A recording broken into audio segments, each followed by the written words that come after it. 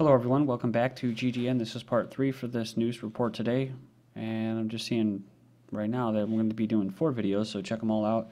My website is ggnonline.com, and on YouTube my channels are ddarko2012 and ddarko2013. Alright, Seoul holds military drills amid mounting tension with the North. So they launch live-fire military exercise amid regional tensions, or basically what they're saying, a nuclear test carried out by the North. But these exercises aren't just like thrown together half-assed. I mean, these things are planned. They're planned every year. They have a crap load of these between the U.S. and South Korea, and basically what it's doing is instigating North Korea to do something, like bombing stuff, and like that one time where they're bombing the North Korean flag in target practice. I mean, come on, what do you expect? After North Korea's nuclear test, we have been watching the enemy's activities closely and maintaining the highest preparation against the enemy's additional provocations. So see, they must have taken tips from the Zionists by saying, ooh, provocation, while they're doing the provocating, South Korean commander said. So next up, we have South Korea to deploy missiles covering whole of North Korea. So this is in provocation. It says South Korea is reinforcing its defense against North Korea, including executing a new warfare plan against its weapons of mass destruction and deploying new cruise missiles capable of striking any North Korean location. And speaking of which, North Korea nuclear test, no radiation detected. South Korean experts say they have not detected any radioactive isotopes from North Korea's nuclear test, hampering efforts to assess the device. That was the whole point. Remember, they wanted to see what they had. They wanted to gauge how far along in their development of nuclear weapons they've come to. So it says here, finding certain isotopes, these xenon gases in particular, would help experts determine whether a plutonium or uranium-based device was used. Then we have Japan, so it makes you wonder what they're doing. Japan imposes, kind of like that asteroid, which now is turning into a fireball, and some people are saying it has to do with some type of, kind of like weather weapons, that type of stuff, like HARP or something. Who knows, again, Japan imposes new ban on this pro-North Korea group, so Japan decided Tuesday to impose an additional ban on pro-Pyongyang organization after condemning basically North Korea over its third nuclear test the same day. Of course, this is at the behest of the United States and the Zionists that run Japan. So, but that's the thing with Japan. They want to try to be autonomous, but they can't take on China by themselves, so they have to be basically holders for the U.S. and the Rothschilds and Israel and that. Now, it's just too bad that they can't get along, because they're hurting themselves. They're shooting themselves in the foot when they do these things with these islands, little islands dispute game. As far as their biggest exporters to China. So you have Obama reaffirms commitments to defend Japan. So U.S. CEO on Wednesday reaffirmed his country's or corporation's commitment to Japan's security, including defending Japan with U.S. nuclear umbrella.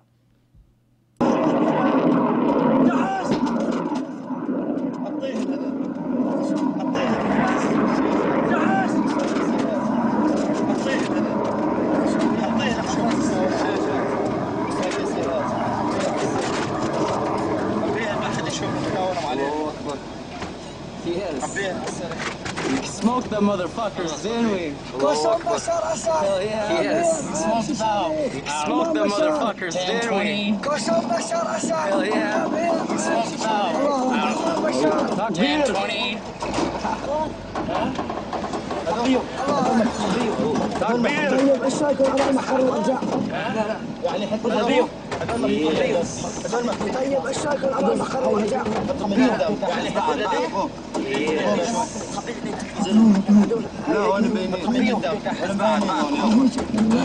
That's it for now. So there you go, folks. That's it for now. I don't know. That's some sort of an Amish beard. It's my first gut instinct is that they got some kind of, they have some kind of intelligence agents now on the ground assisting these guys in taking down government helicopters in Syria. So, now thanks to Erez Zen's channel, go check it out. He's the one that posted that video. Damascus blasts Turkey's destructive role in Syria unrest.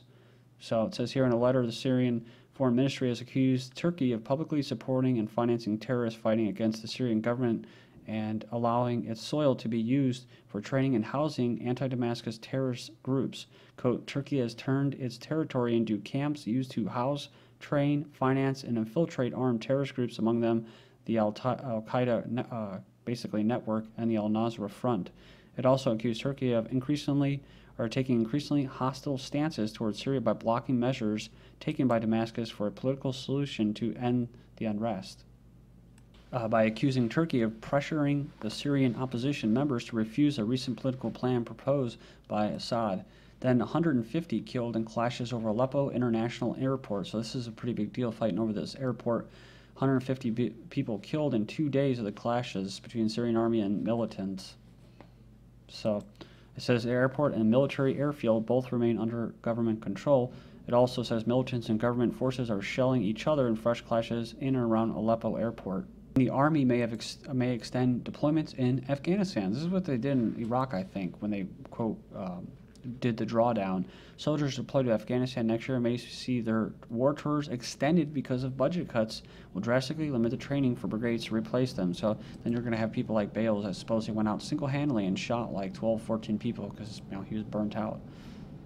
They still said, though, I mean, the people that were around, that actually were on the ground, reported in Afghanistan that he was not alone, that he was with a team. So that's the scary thing, is that he's the only one that was ever basically held responsible for this.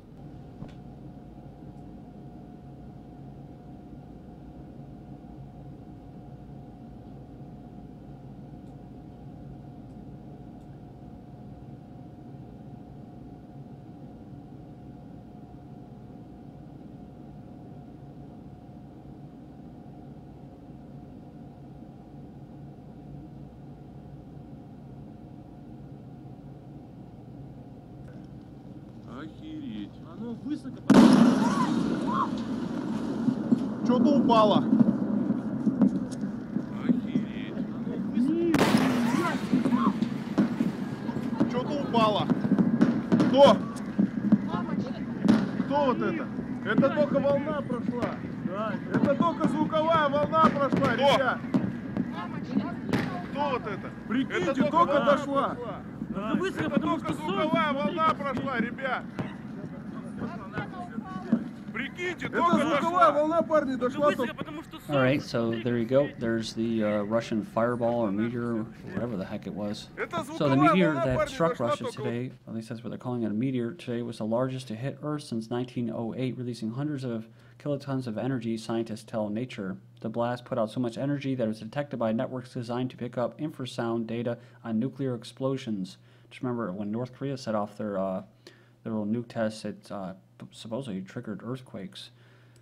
Next up, Russian meteorite blast explained, says fireball explosion equal to 20 Hiroshima bombs. So this is a picture, says here an ice hole.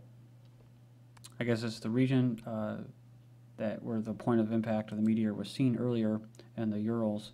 It says that Russian scientists investigating the meteorite explosion in the Urals explain the nature of the event that caused havoc in the region. So NASA, meanwhile, said that the shockwave from the blast was equivalent to a 300 kiloton explosion. So it goes on here, and it says that the object was identified as a 10-ton bolide by the Russian Academy of Sciences. Bolides are bright fireballs, are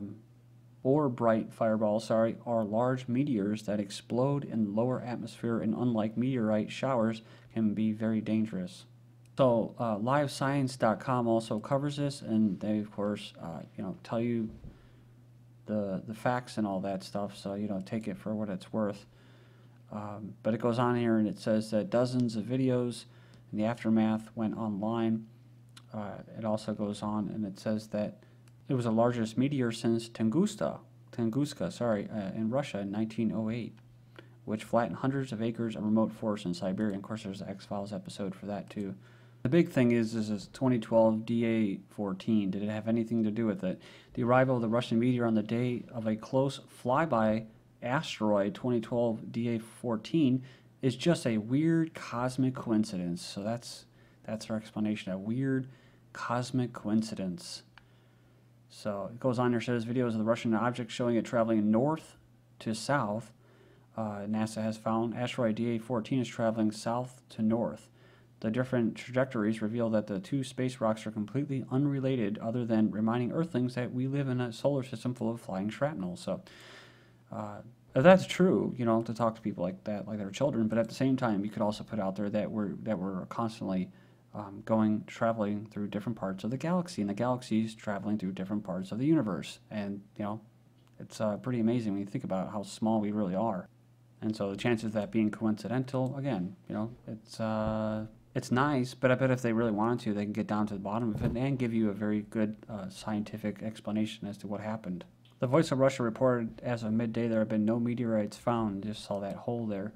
Also, purely coincidental, a massive 130,000-ton asteroid hurtled past the Earth, veering closer to the planet than any known object of its size. The event transpired on the same day that a meteorite wreaked havoc when it exploded over Russia's Ural region. Okay, so next up. Russian Cleric saying meteorite was Lord's message. So going down, it says a meteorite which injured hundreds of people in Russia's region of Chelyabinsk on Friday was the Lord's message to humanity, a senior local clergyman said. From the scriptures, we know that the Lord often sends people signs and warnings via natural forces. It says, I think that not only for the Ural region's residents, but for the whole of humanity, the meteorite is a reminder that we live in a fragile and unpredictable world. There's also the prophecy, the Hopi prophecy, which talks about that blue star. And I think it was in 2007 that it first appears, and then it goes to like 2014. When the blue star Kachina makes its appearance in the heavens, the fifth world will emerge. This will be the day of purification. So actually, they're talking about the blue star Kachina, and that the purifier, the red star Kachina, would follow shortly after the twins had hail bop bass past our heavens. So they say it would physically appear in our heavens would mean the end times were near. I don't know if it's the end times, but scientists did recognize this event. I think they named it differently, though. So this Russian LibDem leader, U.S. tested new weapon, no Meteor. So it basically they said this guy is a loony. So they said he's more known for clownish political outrage rather than his actual political platform, adding, when something falls, it's man-made. People are warmongers and provocateurs. Earlier in the week, U.S. Secretary of State John Kerry reportedly tried and failed to reach Foreign Minister Sergei Lavrov by telephone for 2 consecutive days. The State Department said that Kerry wanted to discuss the recent North Korean nuclear tests as well as the conflict in Syria. However, this Zernvalsky claimed that the top U.S. diplomat wanted to warn Lavrov about the plot and that it may affect Russia. Scientists discover a way to turn off sensation of feeling cold. The cold genes turned off in mice could lead development of human drugs. So they found a way to turn off the neuron responsible for sensing cold in mice, and it could help humans who have extreme sensitivities to cold temperatures.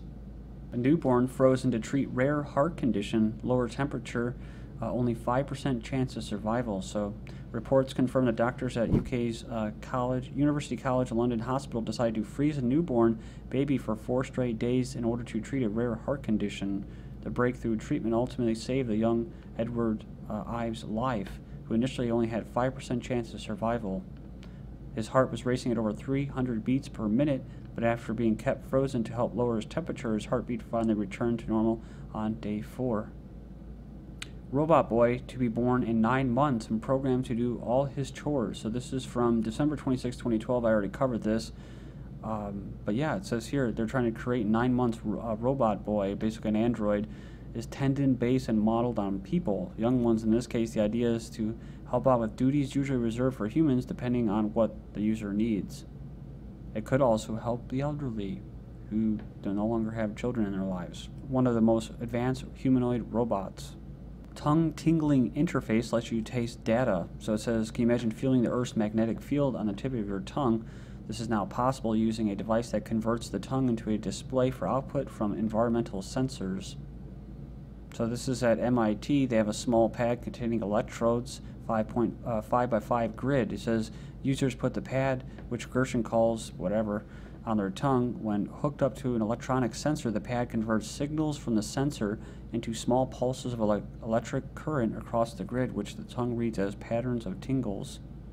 The brain quickly adapts to new stimuli on the tongue and integrates them into our senses. Then I'm going to just leave off with this, and I'll return in part 4 of this GGN, and I'm Darko. Thank you.